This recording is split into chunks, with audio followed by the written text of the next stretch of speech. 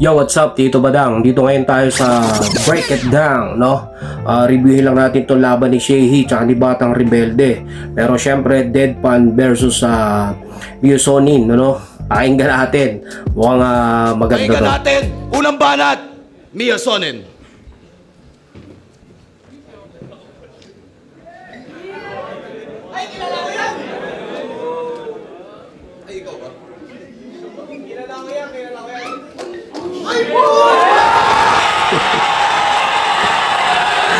Ang lakas.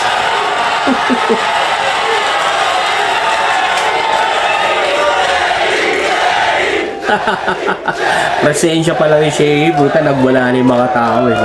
Iba talaga din yung sikat na. Ngayon natin. Unang banat, pakinggan natin, Mia Sonin. Ay! Parang lugi ah. Game! Gusto ko sana siyang trash talkin sa comment section. Alam nyo na, para yung laban malagyan ng hype. Kaso yung pagiging keyboard warrior, not my type. At balita ko, uso daw yung three-way battle ah. Pues ako'y tirador na tumador, double kill kapag nag-snipe. Tipong kaya kong i-one shot yung JD na may kasamang ice. Pero, boss, it's Mia Sonin, not Sonin, okay?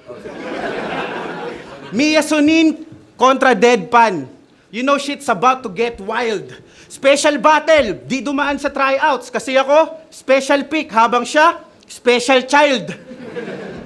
At di lang ako basta naligaw sa bahay mo, Enigma, dahil sa aking talento, flip-top talaga ang aking destinasyon. Ako'y parang vampira, di ako makakapasok sa tahanan ng liga ng walang imbitasyon. Kaya yung performance ko ngayon, parang pangil na babaon at babakat. Habang para ka ding vampira, cause tonight you're the one who's gonna suck. Soning, what's up? Yeah! Alam ko ang inaasahan yung magharap ay si Markong Bungo at si Nagtala. Tama. Pues yung prediction na inabali, naku po. Pero wag mag-alala, akong bahala. Kaya kong ilarawan kung anong mangyayari pag sila nagharap sa isang yugto. Kasi meron akong punyal na sa sobrang talas, ibabaon sa kanyang bunbunan hanggang sa dumanak ang dugo. Kaya masasaksihan nyo pa rin magsalpukan itong talas sa bungo. At pag... Minsan mapapansin mo kay Batang Rebelde na malalakas naman yung mga bara niya, no? Pero parang hindi ganong nasasakyan ng mga tao.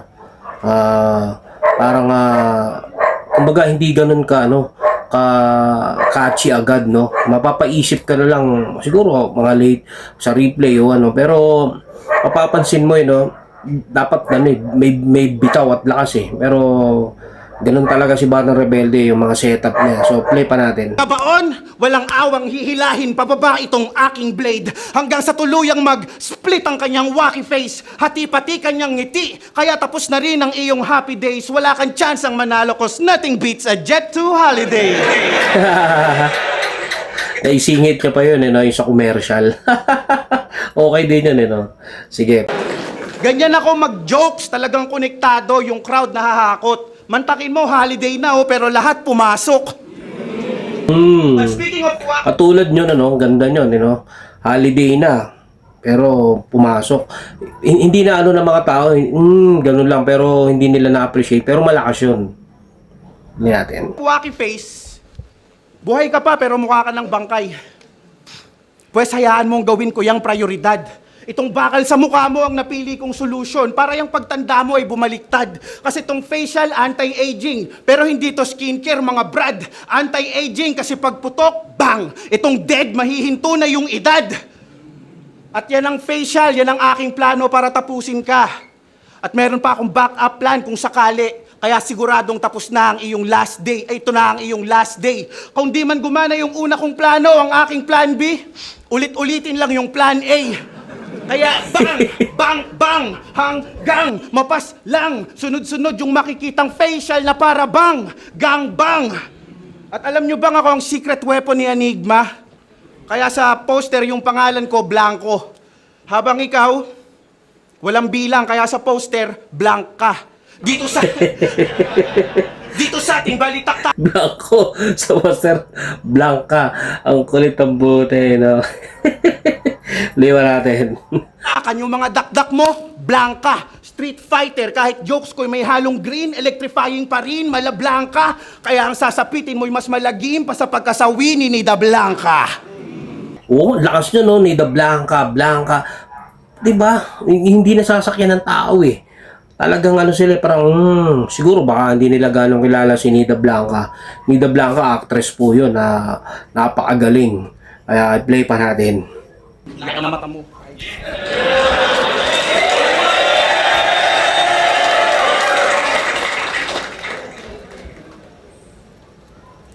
Imagine yung style mo, personals. Tapos yung kalaban, di mo kilala. Binigay lang na info, pangalan. Pambabae pa talaga. Daya ang puta. Paano kung sinulat ko, kakantutin kita?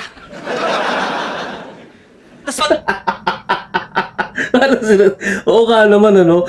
Kasi puta lalaki. Tapos ang pangalan niya ano, Mia Sonin. Puta tapos sulat niya akantot. Talagang ano. Oo nga nung galing din siya talaga no. Pambrutal yun eh. So play natin. Pag-akyat natin sa stage, si Luxuria ka pala. Puta, mag-chochoke ako nun. Gago. Puta titira si Luxuria na machuchuka. Tangin na kasi kuya natin si Luxuria eh.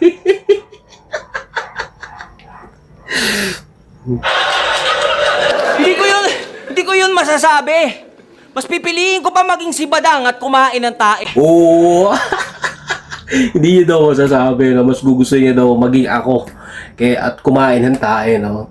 Kaysa maging ano, tirahin niya si Luxuria. Loko din to no. Play pa natin. O kaya, matulog sa ospital na matagal na bakante. Kaysa sabihin yun. Sama no? Oo, ganun kagrabe.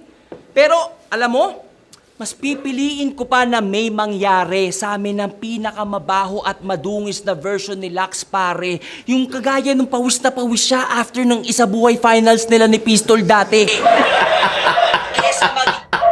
Gago. Parang construction siguro pag sobrang pawis ni Luxuria. Kesa maging ikaw na sa promo alter ego battle ay sumali tapos ang diskarte para lang manalo ay magtago sa pangalan ng babae. Sagutin mo nga ako, pare. Why are you gay? You are gay. Kasi takot na takot malamangan. Talagang gumamit pa ng pangalan ng babae para lang hindi ko maangguluhan. Wala eh. Meron talagang mga chicken na hindi angkop sa sabungan. Para kang simot. Wala daw mapapala kay GL. Takot madumihan. Oh! Wow, lakas yun. Kasi nga, di ba, hindi bumabattle si Mot, no? Para kay GL. Sinasabi niya na takot na madumihan siya, no? Mas inuna niya makabattle si Tipsy D, kaya parang gusto niya na hindi siya muna dun sa talagang papatay sa kanya, no? Doon muna siya, doon sa alam niyang kaya niya, katulad ni Tipsy D, no? Kaya, grabe yun. May ba natin? Speaking of Mot, alam nyo, feeling ko anagram yung Miasonin. Ang origyata ay insomnia, tas lalong pinabonjing. So, paano yan? Paano mo ko mananockout? You can even put yourself to sleep. Magbilang ka muna na maraming tupa. Unlimited ship! Anyway, balik tayo kay Mia Sonin. Kayo, tingin nyo, sino si Mia Sonin? Porn star na Indian? O pokpok niyang pinsan? Baka anagram ulit nung sinabi sa kanya nung tatay niya nung tinira siya sa puwet. I am in, son. Punta na kasi yung pangalan yan, hindi pang alter ego. Pang-alter. Alam niyo yung mga tipo na mga seller ng mga video na nagdidido tapos pagka-transfer ng 1,000 o ramismo, ibablock ka na after? Pero not gonna lie, NGL, na-challenge ako dito mga mamser. Kasi hindi siya yung tipong ice water na sa sobrang daling sulatan yung sinagtala ng mukhang matalinong writer. Paano ka naman? Sobrang common tubig! Dami maraming pwedeng i-reference na narinig nyo na somewhere. Ito, pag sinesearch ko, parang sex life ni Plasma. Zero yung answer. Pero wala ganun siguro talaga. Wala talagang info na solid. Kasi madulas nila liquid. Ang hirap makita parang gas. As in wala sa kanyang info magader. Kasi ganyan talaga, walang paksayo ang mundo sa mga tulad nito na hindi nagmamatter. Ang hirap makita parang gas. Kasi wala sa kanyang infong magaler. Kasi ganyan talaga, walang pakisayo ang mundo. Susunod ako sa time limit. Di ako si...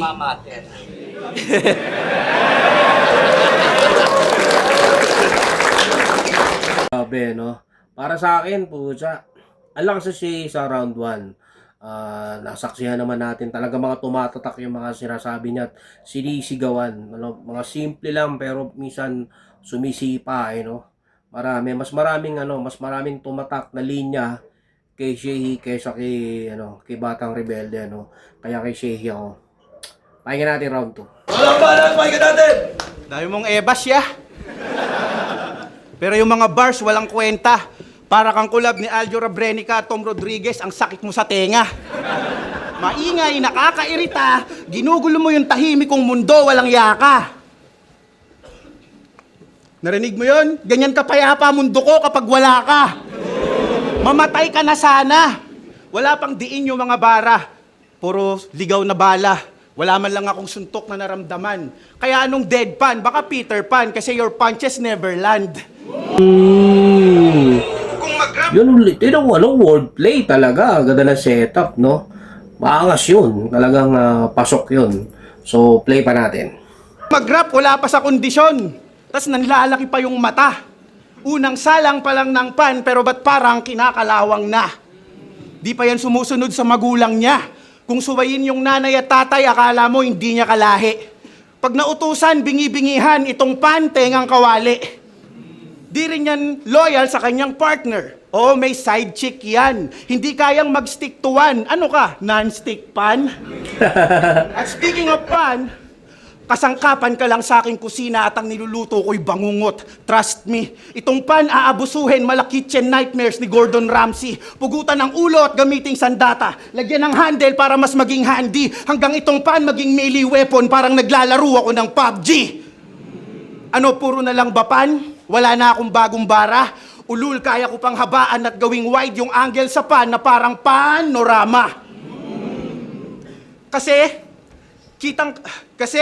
napanaginipan ko nang magpapantay ang mga paa mo sa mga bara kong dala. Mapapansin nilang papanisin lang ng pambato itong panabla. Dahil ako'y pandikdikan at pandiinan na habang buhay nagmamarka, habang ikaw ay panandalian lamang at pansamantala.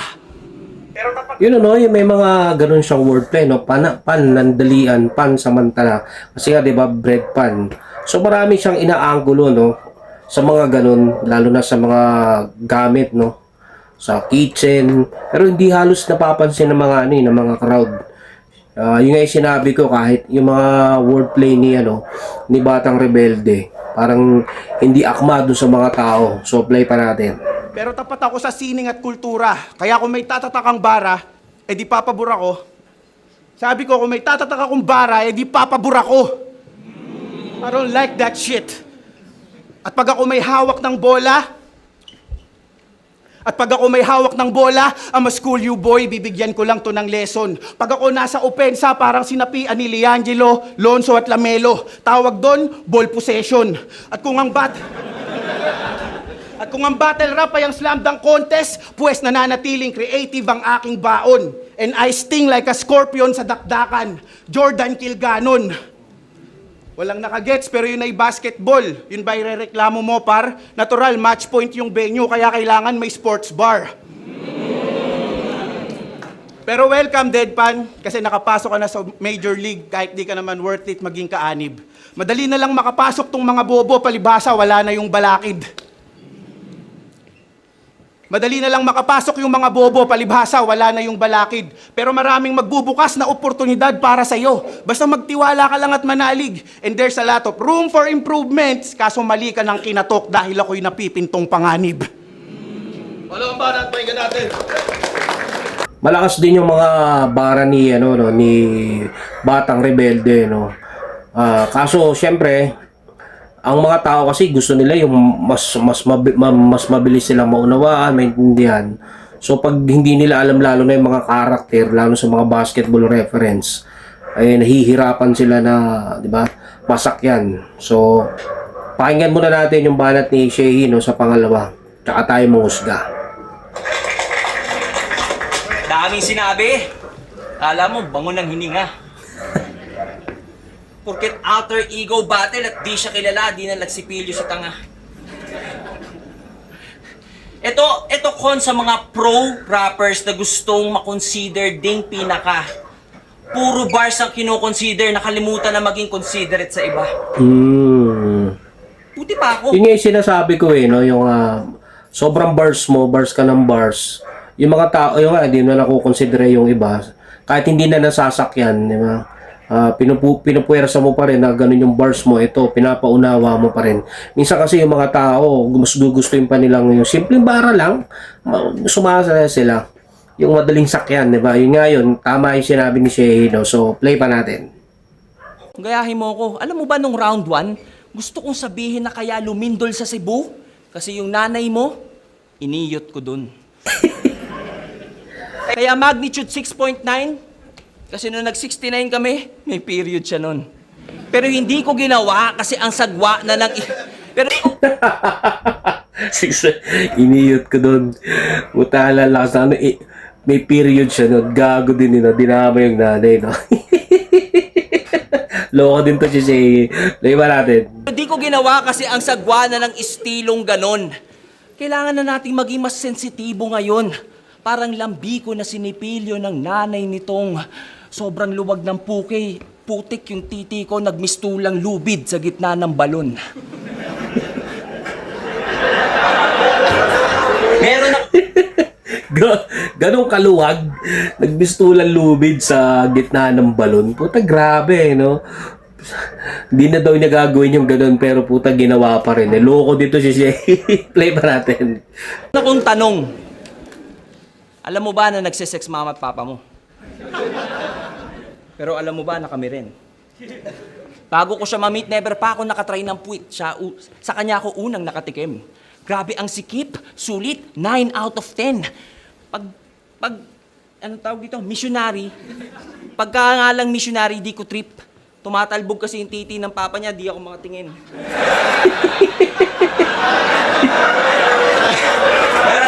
Gago. Yung yung sinasabi ko, no, simple lang pero nakakatarantado. Tumatalbog yung titi ng tatay niya kasi, di ba? Sabay sila na parang threesome sila. Gago, puta. Yun yung sinasabi ko, yung simple lang pero masasakyan ng tao. Ganun yung inaano ng tao ngayon eh. Yung kinukuha nila yung simpat. Sa ganun lang sinabi niya, oh. Sigawan na, di ba? Di ba na? Pero, anyway, sad to say, di yun totoo. Hindi pa kami nagsesex ng papa nito. Pina-imagine ko lang kasi kutob ko siya ang may gusto at kung may gaydar kayo, tas tinutok sa'yo, malamang yung needle parang titi ng papa niya. Gaganito. Kasi sino ba namang battle rapper ang magpapangalan ng Mia, Brad? Ang confusing ng concept. Ang mga battle MC, nagpapalakihan ng bayag. Hindi nagtatago ng logbet. Alam mo, honestly, umasa ako na baka may bagong femc na chicks. Kaso ang dinatnan ko, boset. Yung name girl na girl, tas yung itsura, boyet. Pero malamang matagal na tong bading. Malamang neto noon pa yung onset. At tiniming niya lang na mag-out ngayong mag-Halloween para safe na daw ilabas sa mga skeleton sa closet. Ikaw talaga? Gusto mo naman pala maging dalagang Pilipina, ya? Eh, ba't yung Mia pinaikli mo pa? Ba't ginawa mo ng Mimiya? Kaya naman pala, puro selfie bars kanina pa. Akala ko para sa battle, hindi pala. Chinutsupa niya lang sarili niya. Ama ka na, akla. Huwag mo nang ipilit. Panis ka sa akin, partida, wala pa akong personals na nasisilip. There's levels to this insomnia. itatak mo sa iyong isip na mananalo ka na nga lang sa akin in your dreams, di mo pa kayang managinip. Muling banat, pakinggan natin! Yung masasabi ko, si Shehi naman dito sa second round, dami niyang starter ng mga nalilimutang mga lines. Pero pasok pa rin yung mga ano niya yung mga jokes niya, yung mga bara niya na simple lang. Hindi siya gano'n nag-wordplay, pero nag-wordplay naman si Batang Rebelde. Pero parang di naman na-appreciate ng mga tao. Kaya I think pa rin sa akin pa rin mas lamang pa rin si Shehi rito sa round 2. Kaya tingnan natin nakabuo ng battle may last round pa para dito panalo na rin si Shehi, pero siyempre play pa natin.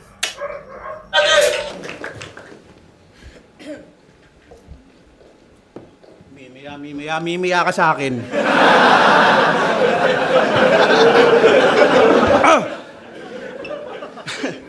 Ganyan mga sulat ng rapper pag maging broke ang target. Yung karir mo ngayon pa lang ganap nang nasa loob ng casket. Kung ganyan lang papakita, di tataas yung TF. Mananatiling low ang budget. Kung yung performance di magra-rise, di ka rin makaka-breads na parang low carb diet.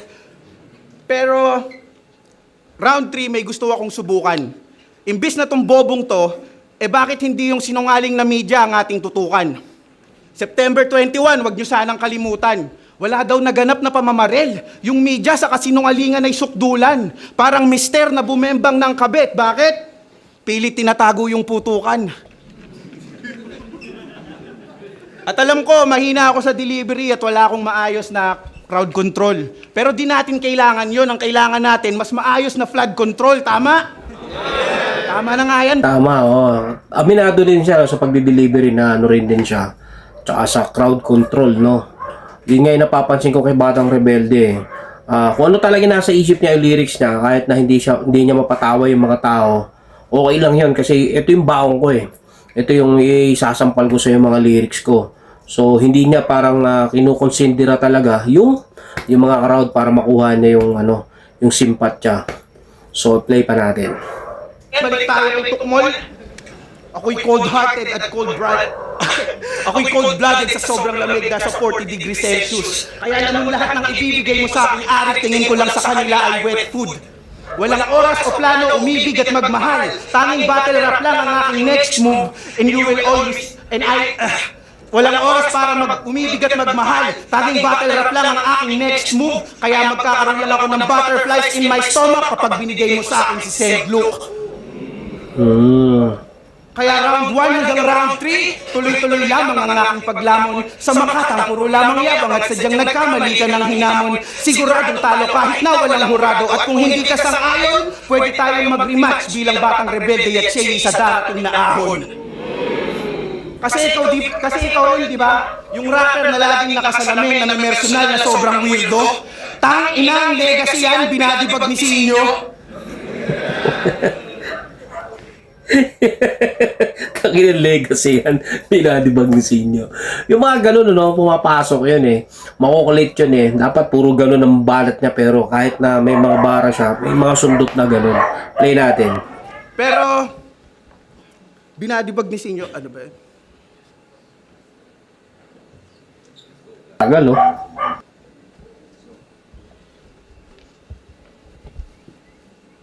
Teka lang.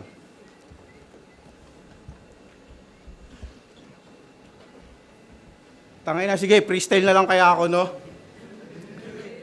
Yeah. Pero sa totoo lang, pare, kanina mo pa sinasabi, nakasex mo yung nanay at tatay ko.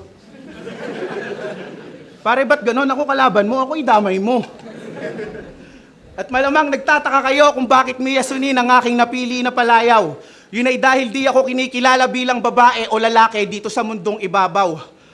Ako ang karahasan at kalungkutan sa mga gabing di ka makatulog mag-isa at walang makasamang kapamilya o katropa. Dahilan kung ba't nananatili kang gising at binabangungot ng iyong mga childhood trauma. Ako ang dahilan kung bakit isang buwan kang inabot ng madaling araw sa kakasulat ng obra. Siya'y napuyat ng sobra. Dahil ako si Mia Sunino, mas kilala mo bilang insomnia. Muling banat, pakinggan natin! Ang ganda niya, nabawi niya nabawi pa rin ni Batang Rebelde yung lyrics niya, nahabol niya. Pero tagal ng tagal ng choke niya, Kasi sa battle kasi pag na-choke ka, talagang kahit gaano kaganda lyrics mo, talagang laglag ka na. So, depende na lang kung talaga yung 1 and 2 mo, bumubuga pa eh. Kung mas matitibay. Kahit na na-choke ka sa third, mahahabol na ng 1 and 2. Ito kasi talagang wala na eh. So, i-play natin yung bara ni naman, ni Shehi, no? Grabe din. So, play pa natin. Paano pets allowed? Paano pets allowed? Ba? Nag-rallyista ba siya? Para yung mga rallyista maging proud. Nakakatawa na alam ng crowd na ako si Deadpan. Pero yung mga bara niya, yung pan-dead ng crowd. Tapos, ano sabi mo? Si inyo, binalibag ako. Okay. Nung sinabi niya yun, yung mga hippies ko, tuwan-tuwa. Kung makasabi, binalibag ka ni Sinyo! Alam mo siya, gumawa. Ano ba naman yan? Tinapat mo sa akin ang ng klase. Ano ka ba naman, pare? Kung pagtapatin mo yung... Di ba, nag-choke ka kanina? Pagtapatin mo yung yung resume namin ni Sinyo, parang pag-choke mo, wala siyang sinabi. Yun galing din ni Shehi mag-freestyle, para natapatan niya lang yung freestyle ni Batang Rebelde, pero nabawi niya yung Kisinyo, parang resume niya ganun, parang walang nasabi. Malakas pa rin yung ganun. Kakaiba pa rin yung makaisip ka ng ganun, impromptu. So play pa natin. Ano pa bang freestyle ko dito? Putang ina kasi hindi sulit sa TF eh. Hindi, sa katotohanan lang, hindi ako nagpabayad. Ginawa ko to para sa pagmamahal. Alam ni Arik yan. Okay, balik na tayo sa'yo. Pinlex ko lang na bumabattle ako kahit walang bayad. Hindi kagaya ng ibang MC sa nag-iingay ngayon at inaasar si Badang dyan sa, di kayo makabalik eh. Puta, alam ko na yan. Alam na natin yan. Automatic yan, si Akata yan. Inaasar mo na ako, di ba? Nag-iingay, tinitira mo ako. Kaya hindi kayo makabalik. Ang ganda ng pagtatanggol doon ni Shay, Saludo doon, okay yun. Walang halong, walang halong bias yun kasi wala naman kami shit ni Shay, Okay din sinabi niya. Approve yun. Sige, play pa natin. Anyway. Real talk, I'm puzzled. But sino pinapasok ni Enigma? Yung totoo. Nag-back out yung totoong kalabang ko dito, Sinugot mo lang to sa pila. Para kang sex life ni Plasma, iyo. Kaya na ba't ba ako obsessed sa sex life ni Plasma? Para kang sex life ni Plasma, iho. Wala kang tira.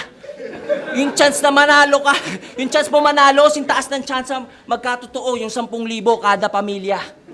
Yung bars nito parang gintong inidoro. As it stands, bidang-bida. But, after upuan, full of shit na walang bitamina. Tunog scribble jam, pero scribble lang pala mga linya. Oo, rapper, pero hindi lahat ng rhyme sayer may idea. Kasi pareho tayo nasa stage, pero magkaiba tayo ng level.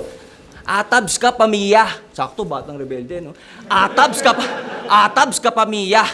Parang hero sa ML versus Lord of the Ring. Legolas laban kay Mia. Ang aking target ay puksain lahat ng mga wak na naglipana sa liga. Hindi tayo same. Baliktarin nyo yung aking aim. Ang lalabas ay Mia. Lalabas ay Mia. Cancer ka sa lipunan. Wala kang ambag sa ekonomiya. Tapos... Okay, Mia, wala kang ambag sa ekonomiya. Nakuha niya pa rin doon, nagreferensya sa Mobile Legends. Tapos kinabit niya naman sa ekonomiya. Ang galing, pasok pa rin, So, play pa natin. Tapos gusto niya daw sa hip-hop mag-ambag. Wag na, okay na kami, ya.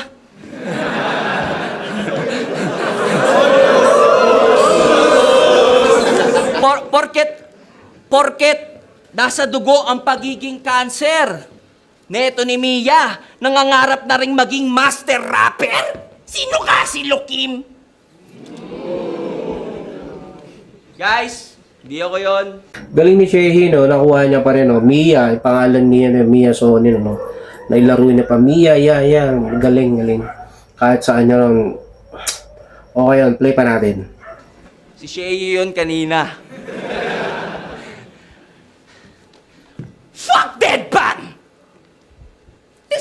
two-faced bitch is a piece of cake. Karamiya, I don't give a fuck if you have a Resident Evil 2. Iiyak pa rin to si Mia. And FYI, Devil May Cry is also directed by Hideki Kamiya. Ano ba? Bakit ka ba singit na singit? Ako yung bumabatil, hindi ba? Una, sorry na. Hindi na. Anyway, pag-usapang kanta, yung reaction sa'yo, aba. Sa akin, Mamma Mia. Lalo na pag dis, alam na dis. Paglalaroan lang kita sa track, parang Tamiya. Hanggang madepress, marindito at mag-suicide at mapapost yung mama ni Mia ng officially missing you. Parang Tamiya. Well, ganun talaga. Merong iba na pag nangarap, iwan pati ang pamilya. Pero at least, dream come true. MIA na si Mia. Arik, pasensya ka na, si Shay. Hindi ko sinasadyang palabasin. Ano ba naman tong kalaban ko, Arik? Walang dating! Next time, may suggestion ako, huwag mo sanang masamain. Next time, kung gusto mong yung event ay mas lalong palakasin, ilaban mo ko sa kayang tumapat sa akin.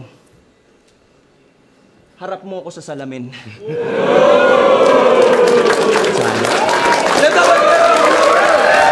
Lagi, no? Wala daw makakatapat sa kanya. Sarili niya lang. Okay naman yung mga wordplay talaga din ni Shay, no? Malalakas about kay Mia na bigyan niya ng matitinding mga bara yun.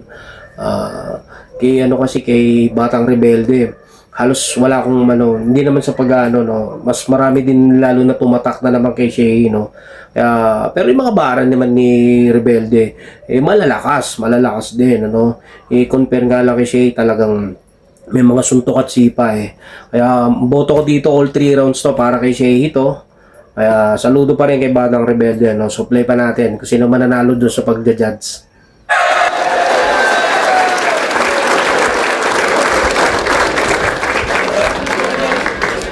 Flip top, zoning 21. Deadpan versus Mia Sonin. Mag-iis pang beses para sa kanilang pareho. At yung battle na yun, ako lang talaga mismo nakakalam kung sino lalaban. Sila mismo, hindi nila kilala kung sino yung kalaban nila. Ang alam lang nila yung mga pangalan ng bawat isa. Promo yung battle na yun. Ang panalo doon, tayo lahat. Flip top mag-iay. Flip top mag-iay. Huling beses para zoning 20, zoning 21. At kita-kits tayo sa susunod. Maraming salamat. Flip top mag-iay. Promo lang, no? Pero para sa akin, Shay yun.